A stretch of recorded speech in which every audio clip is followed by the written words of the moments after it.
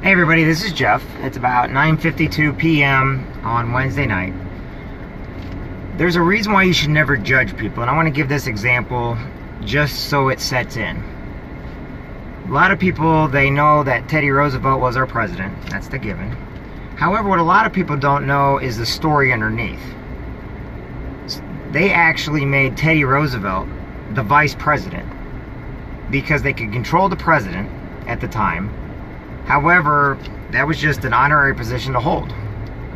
But a lot of people don't realize that he was judged as somebody that they could use as a puppet.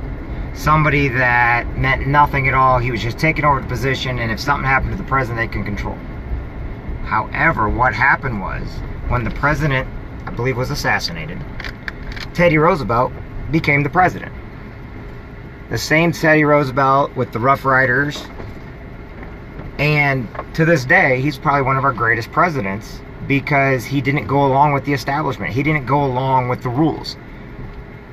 You know, he saw a need, he created it. Think where the Park Service comes from and everything. Understand this: when you judge somebody and when you rule somebody out, they have potential beyond your wildest imagination. The only difference is you're judging them, prejudging them before they do anything. Teddy Roosevelt got judged. That's why they thought he was weak. So they put him in as vice president, not realizing that once the other president, they couldn't control him, meaning he did his thing, and at the time they were very radical ideas. But he wanted to get people, put people to work. You know, he wanted to get the Boy Scouts up and going. He wanted to get the National Park Services all up and going. You know, he created a lot of projects, and he was a very good president. But the reason why he was able to do that is because somebody misjudged him. Somebody judged him as being a weak and nobody, and he turned out to be one of our greatest presidents. Never judge anybody. Accept people for who they are. They could be that piece of the puzzle that you need. They can be your greatest ally in a couple of days, but right now they could be your greatest enemy. But if you prejudge people, if you judge them before you even get to know them, if you look at the stuff and you don't get all the facts, the figures. Why do I bring this kind of stuff up? There are so many people out there today that they matter, but they don't think they do. And the reason why they don't think they matter is because people have already judged them without knowing them. They already bullied them without giving a hand out to help up. Some of them have asked for permission and nobody cares about them anymore. So now they don't think they matter. Problems happen every day in life. People are human. We are not perfect. That's how we're designed. We are designed with fault. Doesn't matter if you're a religion or not. Doesn't matter where you come from. To embrace people for who they are can be your biggest asset.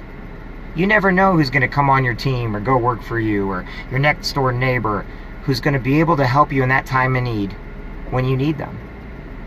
Like I told everybody else, if you judge people by the color of their skin, by the religion that they practice, you know, by the sexuality they are, then you're never going to finish your project, because that's the only person, the person you are judging that you refuse to let in, is the only person that can drive the car. It is the only person that can make the gas.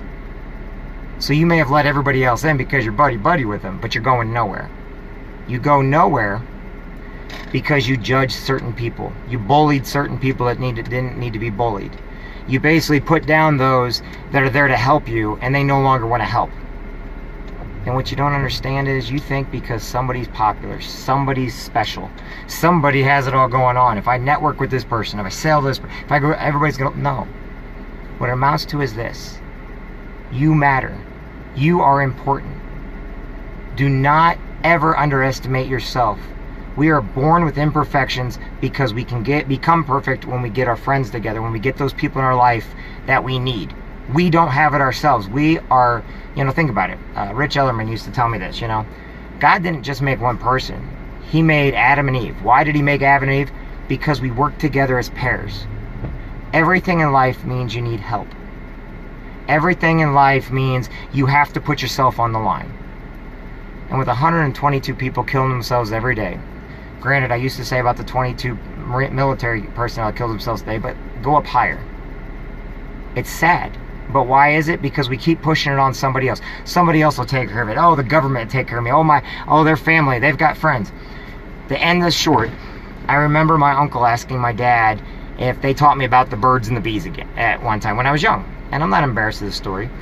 And my dad's a quiet, shy guy. And I remember him telling my uncle, oh, he learns that at the public school system. I don't have to worry about it.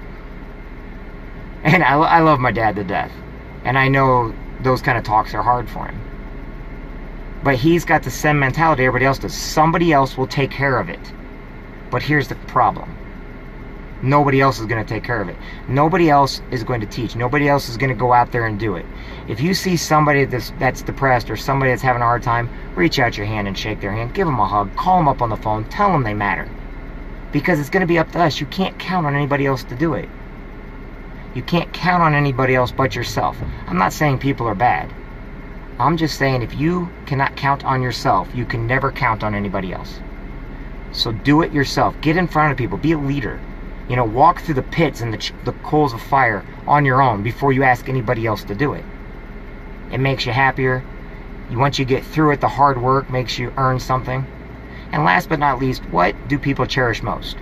$20 from grandma. $20 from somebody that just, here's some money, go. Or the $20 that you earned with blood, sweat, and tears. The money from the friend and the grandma is going to get spent and you're never going to think twice. But when you do it yourself, when you put yourself out there, all of a sudden you don't want to spend that money because you earned it. Don't go through life asking for handouts, begging for handouts. Go out there, take the bull by the horns, and just go with it. It's hard to do because it makes you think outside the box. That's why some people don't dream anymore. That's why some people don't have hope anymore. That's why some people just gave up. Because they put a box around them. They got their little inner circle of friends. And they no longer dream or see a reality where they can become successful. They no longer see a reality where they're relevant or important. And that's very, very bad. Because those are the people that need us the most. Those are the people that they're done for in life before they're dead. And some of them kill themselves because they think, oh, I'm done. Oh, I don't matter anymore. Oh, I'm just a burden. No one told them they matter. Nobody told them they're important. So here's my challenge to you. I don't care what your race is, your religion, your sexuality. I don't care about your religion. Go out there, shake hands, go to different churches of different religions with people. That's what I did when I was in the Marine Corps. Go out and talk to as many people as you can, and if you're shy, then that's the very reason why you need to get out there and talk to more people. You might find out that those friends that are really negative all the time, now all of a sudden you made new friends that aren't negative. You may find a difference in who you spend your time with. But each and every one of you is important. Each and every one of you matters. It doesn't matter what other people think. We're born imperfect. We are not perfect by any means. We're not supposed to be. We have faults because there's somebody out there, there's people out there that help make up those faults. We are created like a piece of the puzzle. Take that for thought. My name is Jeffrey Jansen. I love each and every one of you. You are important. You matter. And I'll see you all tomorrow. God bless everybody.